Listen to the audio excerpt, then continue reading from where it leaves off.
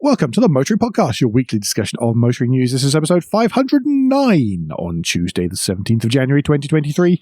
Hello, I'm Alan. Hello, I'm Andrew. And this week we'll be knocked down with a feather thanks to some stories, twice. Ooh. We say goodbye to a part of the show, and we are reminded that the car business is a global one. First, though, we have a couple of follow-up stories. Well, actually, probably... No, yeah, it's two at the moment. The first one is to do with Dr. Greg Marsden. If you remember, before Christmas, he won his Freedom of Information request against the Department for Transport. We talked about it a couple of weeks ago with Alex. Oh, okay, you did. Yes, you did as well then. Yeah, so you don't need to give quite as big a recap, sorry. What has happened, which I will now say is all down to Alex and you discussing it, is the Department for Transport went, you know what, we're not going to win this. Let's give him the information. And they have. They have supplied the answer to the three questions he put forward. There are a couple of links in the show notes. First is Greg Marsden's own tweet confirming it. Mm-hmm. But also there is guidance from the gov.uk website, which actually answers it and has the information and charts and all the rest of it. Off the back of the publication of this, there's been a bit of misunderstanding in some reporting. We had quite a few articles saying, AVs are going to clog all the roads, panic, by people, mostly, who cannot read charts. That's quite a lot of people, actually. You're not narrowing it down much there. What they are picking up on is the fact that the experts that help advise the government said here is the low ambition, the medium ambition, and the high ambition, and what there are various categories for each of those that they're looking at. And what people have taken on board is gone and looked at the most hugely optimistic possible, slightly realistic version that there could be, which mean that there would be a lot of autonomous vehicles on the roads. But that would add to something like 30-odd% vehicles on the road, therefore harming congestion, making it worse. That is a somewhat optimistic target, but it's good to at least be considering these things. Yeah, as you must do. This gives me a bit of hope that someone is asking a lot of questions on a topic and they've not just done level one thinking. Uh-huh. However, when we look at what they've used, we have to understand what the charts mean, what is being looked at, how it is being considered, and why. And in this case, it's completely irrelevant on a number of factors. One, there is not going to be mass adoption of autonomous vehicles because there won't be any in this country. Yes. That's the first really quite important part of all this. Yes. Do these things actually exist yet? No. Alrighty then. Yeah, and the second is presuming there would still be the same levels of non-autonomous vehicles on the road, plus these, which is what seems to have happened quite a bit as well. Good work, folks. If we could all just understand stuff, that would be helpful for my blood pressure anyway. Yes. And that's the important thing here, my blood pressure. Yeah. It really is. Alan, do you want to take us to the northeast where we were going to be saying something a bit different? Yes, we were going to be talking about BRITISHVOLT and BRITISHVOLT valuations and all sorts of stuff. And then by the time I woke up this morning, it turned out we weren't going to be talking about that at all. We were going to be talking about BRITISHVOLT collapsing. So they expect the administrators to come in on Thursday. They've essentially made 300 people redundant in the course of today. They have obviously filed notices to the High Court, etc. Not good. No. There was a late offer. There've been a number of offers, but then they've all fallen through or they've been rejected or whatever. It's not looking great. Yeah, because that's what was happening last week, wasn't it? This is what we were going to talk about. Was two bids have been put in to buy up BRITISHVOLT and save it, but the valuation had dropped from something incredibly large down to 39 million, which was a shockingly low valuation compared to how high it was last February. It was the massive drop in all that kind of thing. Ugh, what a shame. It is a shame, but then when you hear how they've gone about things, like not having a product yet, employing 300 incredibly expensive people, Not a surprise. Yep. I mean, we're not talking Arrival mad, but they didn't have an island in the or a retreat in the Caribbean to go and do work from. It's not quite there. There's a positive out of this story, isn't there? Yeah. It's a shame. What do you reckon? Just straw poll of us not really knowing much. What do you reckon the chances are that someone else will come along and restart this project? But what is there to? There's only the site. There's no product. Yeah, that's true. They don't have a product, and more importantly, the British car industry doesn't have a. There is one, or maybe two factories, and one of them is supplying purely Nissan. Yes, exactly. Yeah, the British car industry is absolutely snookered, and the government and the industry need to get together and co-invest several huge battery factories immediately, and they need to start like in the next month or so. Otherwise, we are not going to hit our targets. If only there was a convenient site. If only. Yeah. No, it's the agreement, and it'll go through slow government procurement, and it'll never happen. Sorry, I know that sounds overly Andrew, but let's just see. Let's be proven wrong. Yeah, I'd like to be wrong. I would like to be very, very wrong on this, but I don't think I will be. In the show notes, there are a couple of articles linking to what we were going to talk about, but also there's one in The Guardian which sort of gives a bit more context on what it actually means to the UK car industry as well. New news, Andrew. Yes. Talking about misunderstanding stuff, there was an article in Autocar which was headlined, New 64 mile per hour limit and Sunday drive ban could cut emissions, which quite a lot of people and outlets got hold of and got very cross and jumped up and down without understanding where this was coming from. The thing is that actually when you read it in isolation like that, it's not that bad. It's just saying this, if you did this, you could. Well, that's it. Which seems pretty flipping blatantly obvious, isn't it? People went off the headlines and reacted to headlines without going through and reading what they're talking about. Now, this is the Parliamentary Environmental Audit Committee, which were discussing ways in which to reduce the reliance on oil imports, as well as achieve climate goals that the government has suggested or has mandated that we must hit. Although they haven't given details on that yet. This committee is giving some suggestions, real-world suggestions on how this could be cut with the stuff we have in place now, not believing some fantasy technology will turn up and help us. And some of this is pretty sensible. This is what's happened in the past. So, 64 miles an hour speed limit. That's why the 55 mile an hour speed limit was introduced in the US. Yeah. It was as a result of the oil crisis.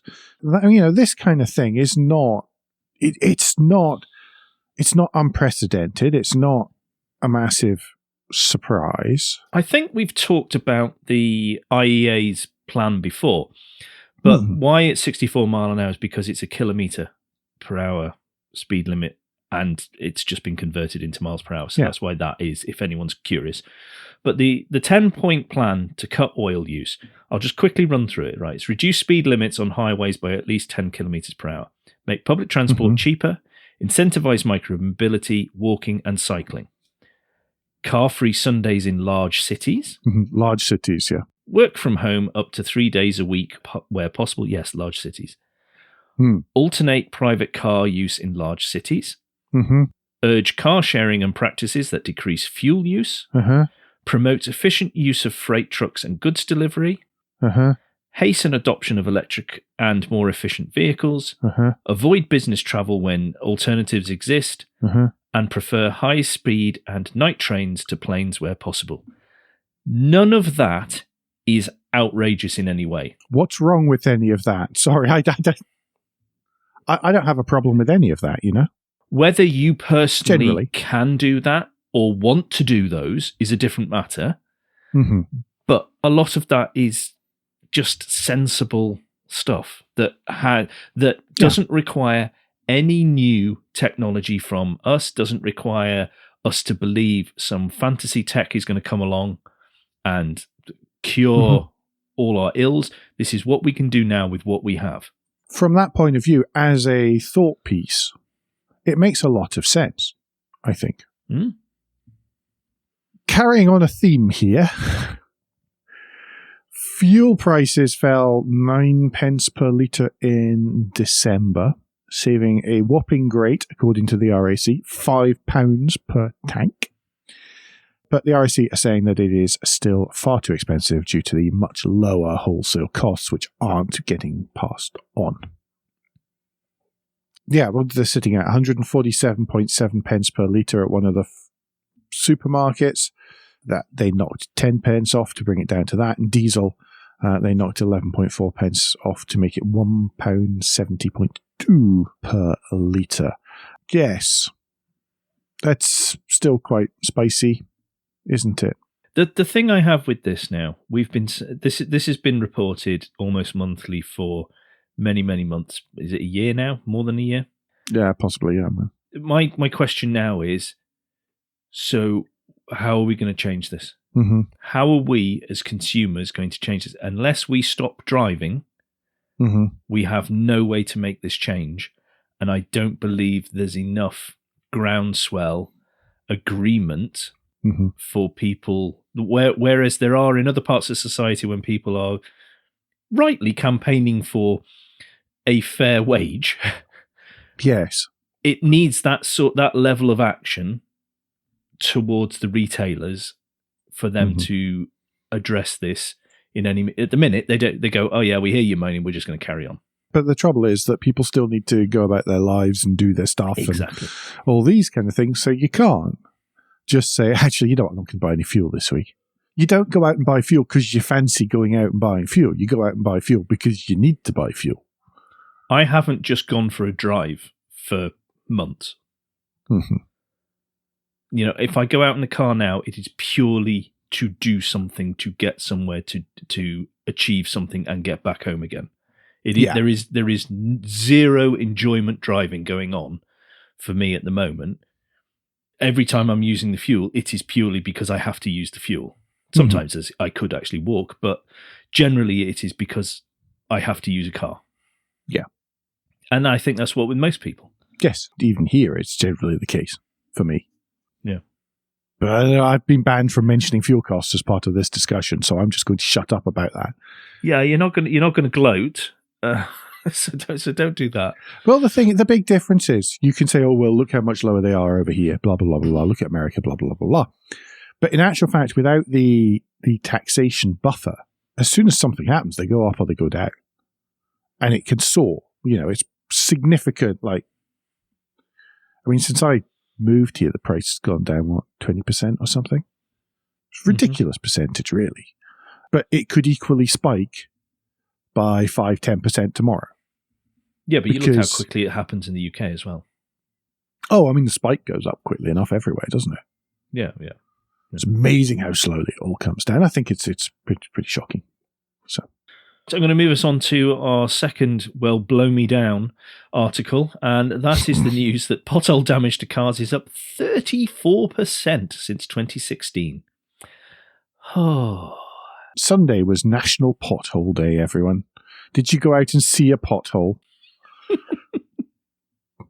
And I can see why they have created a National Pothole Day if I get to the end, and I'll quote it in a bit, the end of the article. It does. But what they're saying that the claims for damages has gone up, but the cost has also increased. So the average cost to repair up 16%. Now, Admiral is blaming this on high tech or higher tech vehicles require more specialist attention, along with an overall rise in the cost of repairs on top of that. The January to March period is usually the worst for pothole-related claims, and that accounts for just over a third of annual pothole claims. There's snow, there's rain, you can't see the potholes. You know, obviously you're more likely to end up in them. Yeah, no, I can totally understand that. The roads around where I live now are absolutely ridiculous. When you came, it was almost billiard smooth in comparison to how they are now. Yeah, some of the bits around here are quite special. Yeah. Yeah. The continued lack of appreciation for infrastructure in both the countries we live in at the minute it just beggars belief. Mm-hmm. Yeah, I can't argue. I've linked to an article in the show notes from the Motoring Research, which is actually useful. If you do find that you've got any damage because of a pothole, they list out the ways in which to make a claim and what you need to put with all that information. This is actually a bit of consumer advice as well, thanks to Motoring Research. Mm-hmm. Admiral, why did they make National Pothole Day? Well, they said that there is an option to claim on your car insurance for damage should you have comprehensive cover. This should be weighed against the cost of your insurance excess along with the effects of any no claims bonus applied. And I think that ties directly into the, oh my word, it is costing us a lot of money to fix these holes. Yes. Well, that's it. I mean, and I think that's a pretty fair, I don't know if the statement at the very end is from Motoring Research or from Admiral, but it's worth pointing out cost of your excess and any no claims bonus and stuff like that. So. Yep, it is. It is, but it's yeah. No, let's move on so I don't get cross. Why don't you take us to Northamptonshire? Yeah, some Northamptonshire vans. Northamptonshire Police have rolled out its first unmarked mobile enforcement vehicles. Traditionally, the van in question that was photographed first, because I'm aware of it. I believe it also was responsible for me spending a fun afternoon just before, at the very start of the pandemic, learning about speeds and being more aware as a result. Traditionally, Northamptonshire speed vans were bright yellow and blue. They were quite obvious. They were very clear. Northamptonshire Police, however, are now saying that in actual fact, there's the trouble is that people see those and they change their driving habits as a result of seeing them. And therefore, and as soon as they're past the van, then they keep on going and then they go back to the old habits that they didn't have for half an hour, half a mile even, between seeing the van and passing the van. Interesting to know how they know that. Yes. Well, what they've done instead is they've taken all the markings off. They've made the vans plain grey, and you won't know that you've been gotten until you've been gotten. Anyway, it was the Northamptonshire Police Safer Roads Operation Manager Matt McConnell who said, "We know that people change their driving behaviour when they see a marked police vehicle. It's easy to criticise this approach as being motivated by ticket numbers or revenue. However, we see all too often the devastating consequences of the loss of a loved one has on those left behind to pick up the pieces." Northamptonshire Police, by the way, is very keen to stress that they are not profiting from fixed penalty or court fines. And all of this money goes into the Treasury's consolidated fund and not to them. But yes, that's a tough one. So be careful on the A43, people. Well, I have a few problems with that statement because they're saying they people change their driving behaviour when they see a marked police vehicle. So put out more marked police vehicles. You would think, yes, you would think so, wouldn't you? And okay, yes, fair enough to say we do immediately go, well, you're just doing this to make money. Mm-hmm. But that last bit at the end is totally unrelated. There is zero proof that one person's speed or doing excessive speed past an unmarked thing will cause that devastation. Stop conflating things. Stop using emotion and start using facts. Well, quite. So one of the aims of the new scheme supposedly is to target those using the roads illegally and irresponsibly. So they're looking at careless driving as well as mobile phone use, not wearing seatbelt, as well as excessive speed. How's a camera van? I have no idea. Irresponsible driving. I am just. I know what you're doing, but I am asking the question in response to that. I know you don't know the answer, but again, they are using words that sound right. But what they are proposing, yes, doesn't necessarily tie with it. There is nothing that they're doing that will fix that. You could use machine learning to recognize whether or not someone is wearing a seatbelt and then flag it up. Of course. Sorry, I'm glad we talked before we pressed record because I'm in a good enough mood not to have snapped at that. I've now forgotten. So somewhere else is doing that. It's Wales, isn't it? That's being done in Wales, isn't it? There's some over gantry cameras, which is it? I knew it was somewhere equally draconian. So yes, it's Devon that's doing that particular one. I wonder how that's working. Looking forward to sending a freedom of information request to say, how many times did it give you false positives? How much time did the human who was checking it, which was the important bit of that, which I was glad to see there was a human involved in the whole system. How many times did they reject the stuff that they were given? It'd be an interesting one to find out. Anyway, as I said before, nothing runs until the licensing runs out like a deer. Yes. This is good news, particularly if you're in America. There has been, and we have mentioned it before over the years, there has been a huge fight between John Deere, the farmers' equipment manufacturer, and farmers in America over a right to repair. Mm-hmm. John Deere only wanted, or were only going to give permission for their equipment to be repaired in their own repair facilities. Let's just say the equipment they sold. Let's not make it their equipment. The equipment that they sold. Yes, the John Deere equipment that they sold, or any John Deere equipment that someone had bought from whoever, had to be, what John Deere wanted was it had to be repaired in John Deere's own repair facilities dotted around the country. Yes, or by their technicians. Yes, but not independents. No, only John farmers. Deere. Yeah. And what has happened is since 2015, 2014, something like that, the farmers have been campaigning against this and saying that's not fair. One, so many of them don't live near one of these facilities and can't afford for the equipment to go down and stay down for any length of time. And two, hang on, you're going to rip us off. Both of which seem quite reasonable arguments. Yeah.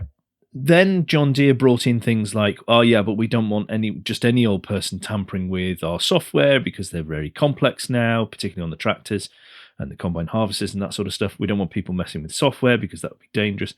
And you can see that as an argument makes a lot of sense. And we don't want just any old person fiddling about with things. But sometimes you're working against a timescale. They're working against the elements.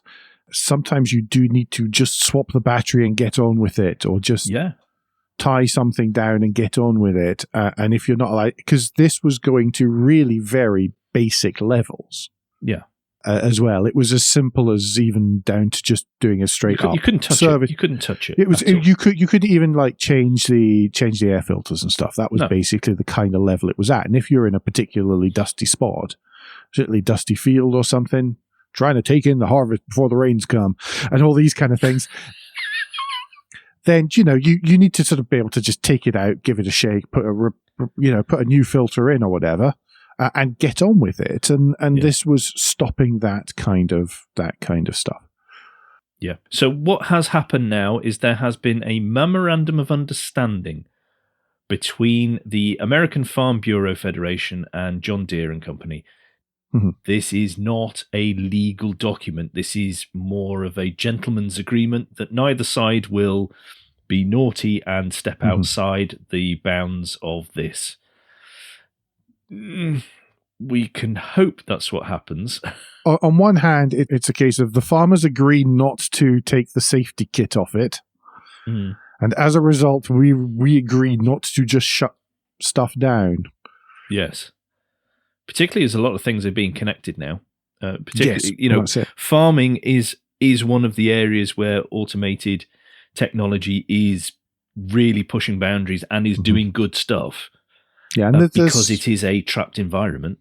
And there's Harry Metcalf has videos on that, and the auto steering his tractor and stuff. He can stick to the tractors and the supercars, and we'll stick to the EV registration figures. But so do stay in your furrow, please. Yes. So there are. He has at least one good video from a little while ago, all about this kind of stuff and how it can sort of set up, map out the field, and just do its stuff, and that's really cool. Lots of this does have to remain safe. Yeah, and why we're mentioning it is not that we're turning into Farmers Weekly, but that this was being looked at in America by all manufacturers of all sorts of stuff, particularly the car industry, because if they could get the chance to not allow independents to repair their cars, and they got a new, or not a new, but an increased revenue stream by funneling everybody into their repair centres. Oh, yeah. Then they would be straight at it.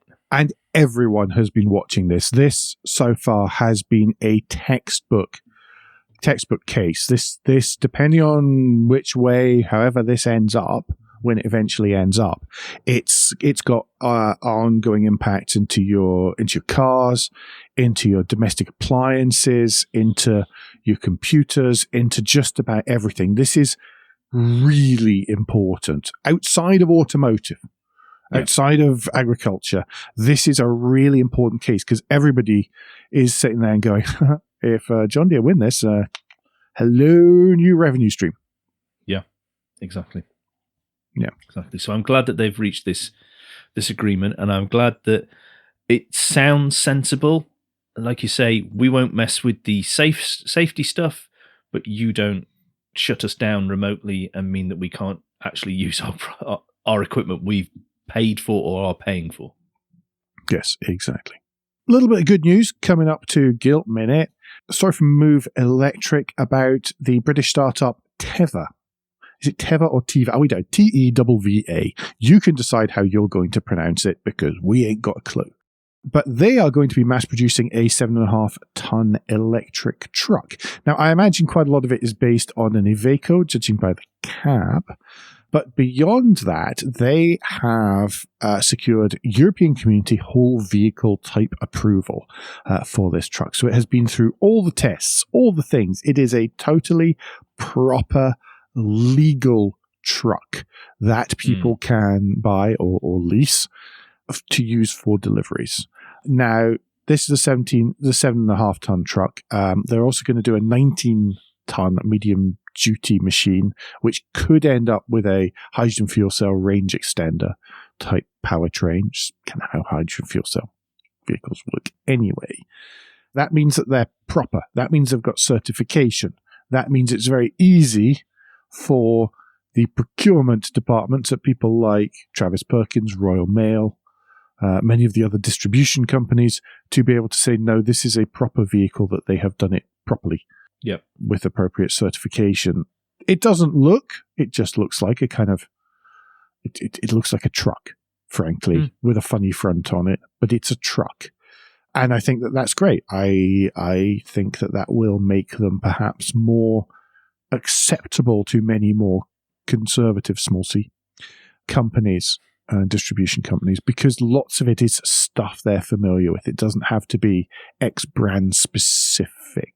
Things like mirrors, wheels, tires, door handles, dull stuff like that. Idea of the 7.5-ton one, by the way, is to be last mile, short distance depot based distribution, which makes a lot of sense. And they're saying it offers a range of up to 140 miles from 105 kilowatt hour battery, and say, last mile and urban deliveries. Oh, I mentioned hydrogen range extender. They're hoping that later this year, the 7.5-tonner will be offered with hydrogen range extender, which will mean it can do 354 miles. That's a fairly decent day's driving by anyone's account. Yep, absolutely. Good stuff. I like the fact that this sounds like they've quietly got on with it and done it properly, which means they actually have a chance of being viable. Yeah, I mean, skipping the islands in the Caribbean and the electric jets probably helped. Yes. Right, I think that is the end of the first part. It is, and because it's the end of the first part, that means it's Guilt Minute, that quick break in the show where we ask for a tad of financial support to keep the lights on and the hosting running. If you feel the Motoring Podcast is worth a small consideration every month, then you can become a patron. Different levels of patron include different levels of commitment from us to you, including being able to watch the show recorded live, and a quick moment to say hello to new patrons. It's lovely to have you with us. We also have a small range of merchandise in our spring store, from stickers to mugs and t-shirts. I can't hold my mug up because I'm not using that mug today. If you don't have any spare cash, and then we do completely understand, and you can help us by following for free from a podcast player to receive every show as they're released, and by liking and rating the show whatever way your podcast supplier lets you. If you've done all of that, and some of you do, so thank you once again, then the last thing you can do is to recommend us to your friends or colleagues. Thank you, everyone. Bit of sad news, but felt a bit inevitable, to be honest. We are no longer going to cover the WRC. As has become increasingly apparent to us, we are not able to give it the attention it deserves and needs for us to do it justice when we discuss it on the show. Yep. So we are no longer going to produce a sort of half-baked segment. We're not prepared to do that, and we don't think that's fair on you, the listeners. So we're going to can our coverage of WRC, such as it was, and recommend, as we have done every time we've talked about it, to go follow Dirtfish, go follow Colin Clark, and also WRC Wings if you are into the more technical side of stuff as well. There are links in the show notes to all of those, the three that I've just recommended. I'll still be watching it. I'll still be enjoying it, but I just haven't got the time to pour over the details as I want to in order to give a proper report back when an event's happened. Yep. Sad one, that, but yep. That brings to new car news. It does. And again, whilst there are people out on vehicular launches right at the moment, there's not the word from them just yet. But Mazda has released the new MX-30 REV plug-in hybrid. And what's special about the Mazda MX-30 REV plug-in hybrid is that it has a rotary engine. Yay! I'm enough of a masochist that I have owned a car with a rotary. I have owned a Mazda with a rotary engine. Drink. When it worked, it was fantastic. I am all in favor of rotaries. I would happily own another one. I'd happily buy one new. But I think that this is kind of cool because the MX-30 is a nice car, but it did suffer quite badly for being quite a big car with quite a small range. And whilst the range was probably just fine for most people most of the time, it was short enough to have put people off quite a lot. Yeah. This will be capable, or is capable, of 53 miles on electric power alone. The rotary engine and the 50-litre petrol tank, that's quite a big petrol tank, mean that it will have an overall range of more than 370 miles. The range of the EV was only 124 miles. That's a bit of an improvement. UK delivery start in summer, and there will be a launch edition, which instead of costing about £31,250, will be, well, it has many unique rotary-inspired details, and it will be available for about £37,895. It's kind of cool. I quite like it. It's not hugely quick, not to 62 in 9.1 seconds. Feel like this should have been the first option and then do the EV after. Yeah, I think so. But I know that all the Japanese companies have seemingly been caught on the back foot when it comes to EVs, and some stuff has had to be rushed out the door and be a bit compromised as a result. Yes, you do wonder if this was the original flavour.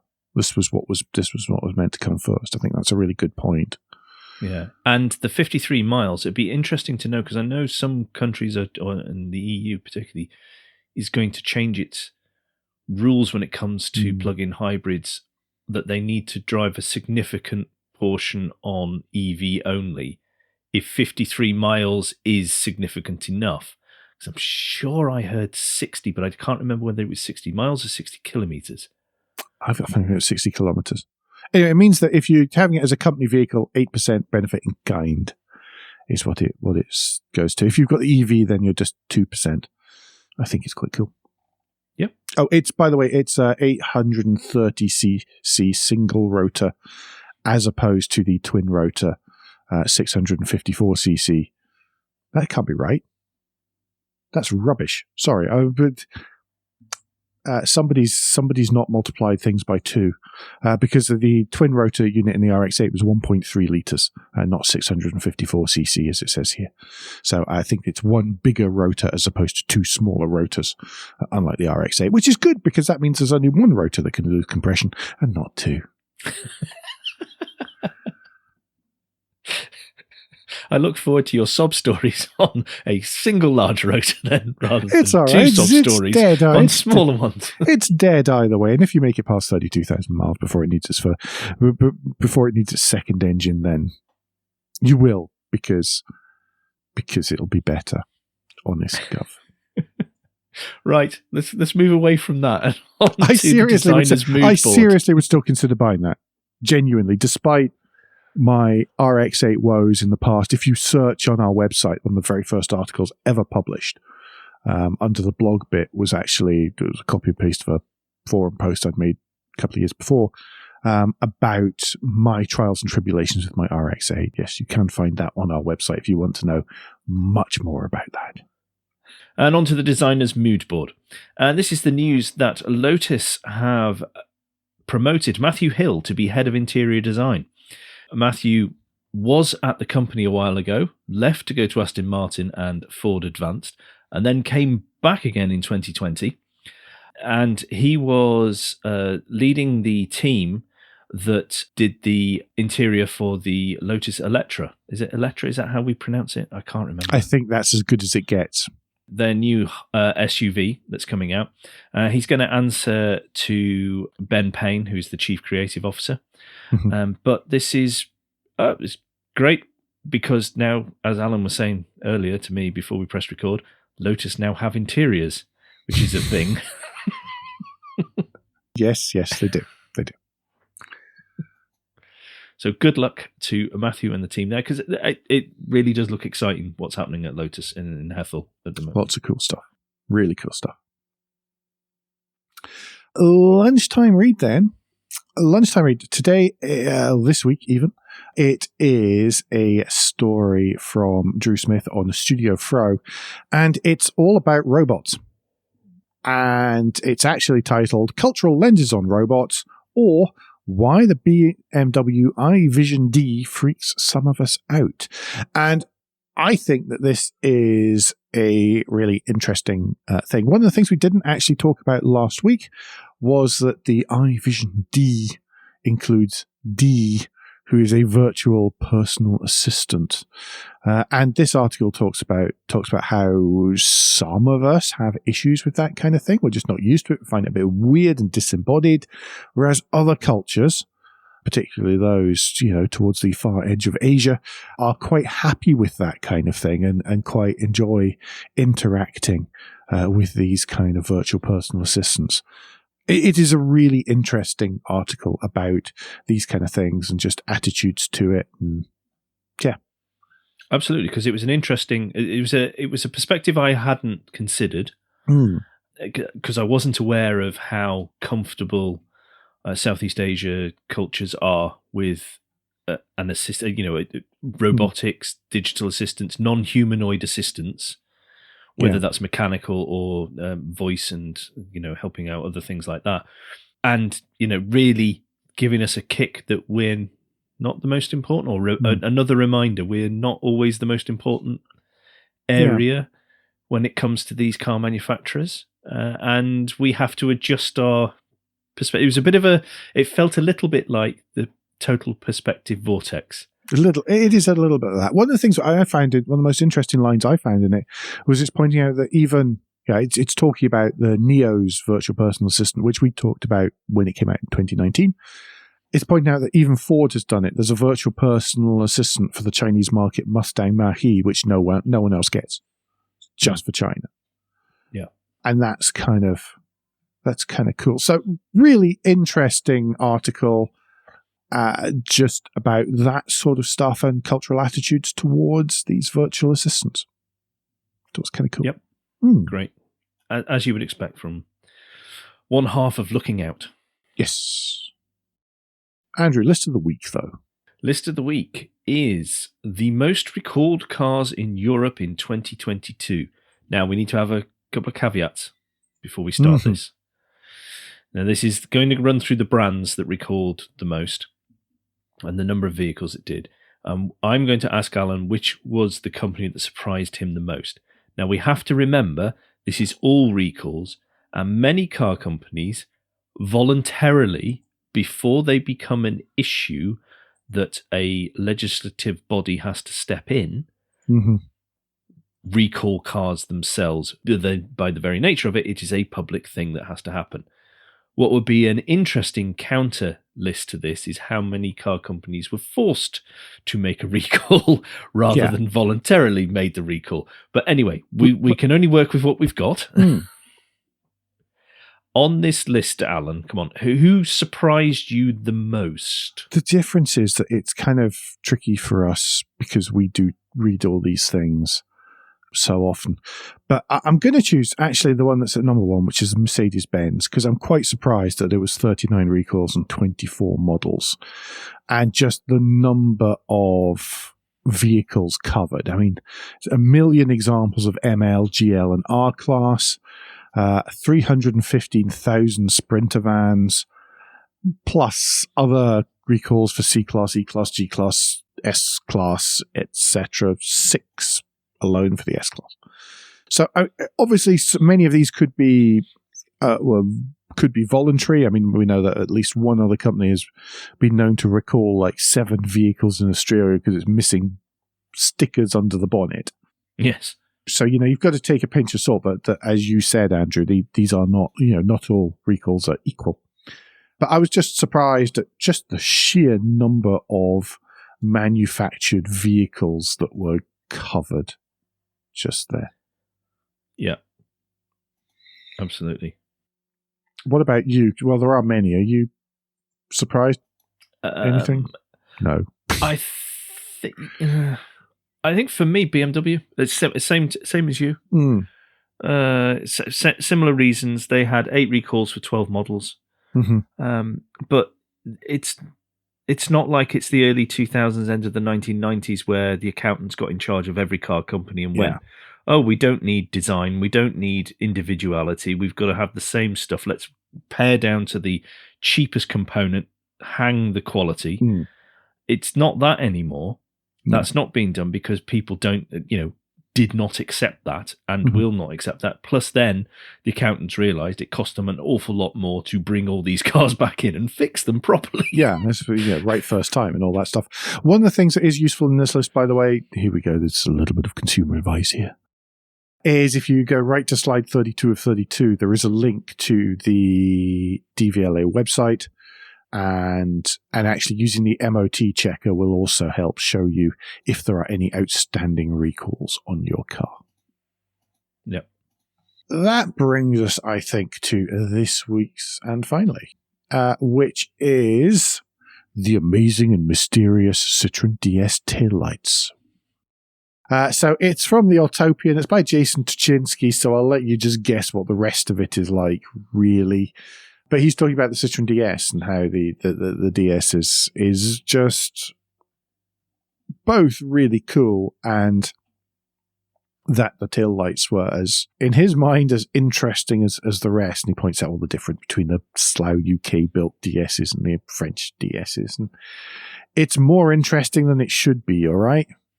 It genuinely is. It is. I'm not going to even explain it anymore because it's more interesting than you think it should be.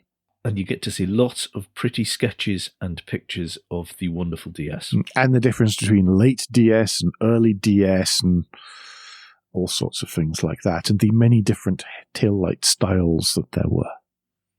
Yeah. Great article. Could have been a lunchtime read. It could have been. It was almost a lunchtime read, but we had a really good lunchtime read and we needed an and finally. So it's kind of like a sneaky second. Lightweight lunchtime read. Yep. Or something like that. Any parish notes this week? Not that I can think of. No, me neither. Me neither. So that takes us to the end, basically. Don't forget, everyone, that between now and next week, you can give us any feedback, share your thoughts of the show at Motoring Podcast on Twitter and Instagram, on Facebook, and on the contact page at motoringpodcast.com. the hub of all our activities. Remember, you can support us financially via Patreon, and please leave a review and rating on Apple Podcasts or however your podcast app lets you do such a thing. Andrew, what's the best way to get in touch with you? Best way to get in touch with me is via Twitter. If you search for Crack Windscreen, you should find me there. And if you are on Mastodon or newly to Mastodon and you haven't followed me yet or found me, because that can be a bit tricky, have a look in my Twitter profile and you will see the address of my Mastodon account there. Alan, if people would like to get in touch with you personally and actually run through you using the American accent to describe being a farmer, what's the best way for them to do that? To get in touch with me, it's best to use Twitter or Mastodon, where I'm at AJP Bradley in both cases. That's BRADLEY for those of you who miss whenever I forget that.